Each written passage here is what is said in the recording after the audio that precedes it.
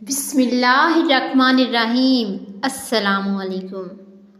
آج کی کہانی کا عنوان ہے وہ کنجوس نہیں تھا۔ پیارے دوستوں، تصور، ساجد اور ناصر تینوں گہرے دوست تھے۔ ناصر 2 مہینے پہلے ہی کالج میں آیا تھا۔ تصور اور ساجد سے اس کی دوستی بھی ہو گئی تھی۔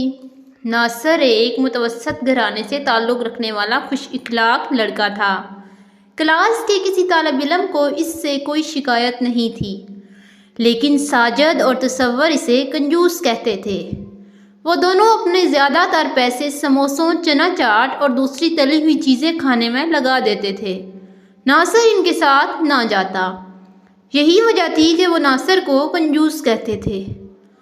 یہی بات جب سر خالد صاحب کے سامنے ہوئی تو انہوں نے پیار سے انہیں سمجھاتے ہوئے کہا کہ اس طرح کسی کا مذاق نہیں اڑایا کرو۔ ہو سکتا ہے کہ ناصر کی کوئی مجبوری ہو، اس لیے وہ آپ کے ساتھ نہ جاتا ہو۔ ویسے بھی تلی ہوئی چیزیں صحت کے لیے نقصان دہ ہوتی ہیں۔ وہ دونوں کھوج میں تھے کہ ناصر اپنی پاکٹ منی کہاں خرچ کرتا ہے۔ تصور نے ساجد کے ساتھ مل کر پلان بنایا کہ پتہ لگانا ہے ناصر اپنی جمع کی ہوئی رقم کا کیا کرتا ہے۔ ایک دن چھٹی کے وقت تصور اور ساجد نے اپنی موٹر سائیکلیں کچھ فاصلے سے ناصر کی موٹر سائیکل کے پیچھے لگا دیں۔ ناصر نے موٹر سائیکل ایک خستہ حال گھر کے باہر روکی اور گھر کے اندر داخل ہو گیا۔ کچھ دیر بعد تصور اور ساجد بھی وہاں پہنچ گئے اور دروازے سے اندر جھانکنے لگے۔ انہوں نے دیکھا کہ ایک چارپائی پر کوئی بیمار نوجوان اپنی بوڑھی ماں کے ساتھ بیٹھا تھا اور دوسری پر ناصر بیٹھا تھا۔ ناصر نے کھٹکا محسوس کر کے تصور اور ساجد کو بھی اندر بلا لیا۔ بوڑھی عورت نے ساجد اور تصور کو بتایا کہ کچھ دنوں پہلے ایک حادثے میں بیٹے کا ایکسیڈنٹ ہو گیا تھا۔ ناصر میرے بیٹے کا دوست ہے۔ ناصر صرف گھر کے خرچ کے لیے کچھ پیسے دیتا ہے۔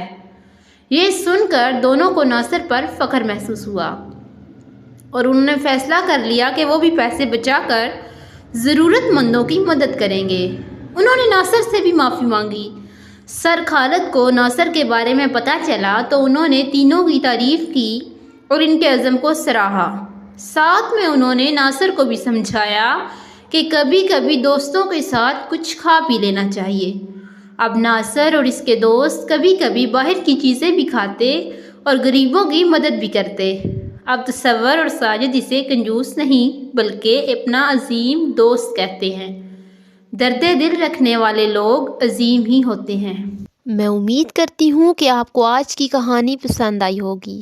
اس طرح کی اور سبق آموز کہانیاں دیکھنے کے لیے چینل کو لائک، شیئر اور سبسکرائب ضرور کیجیے گا۔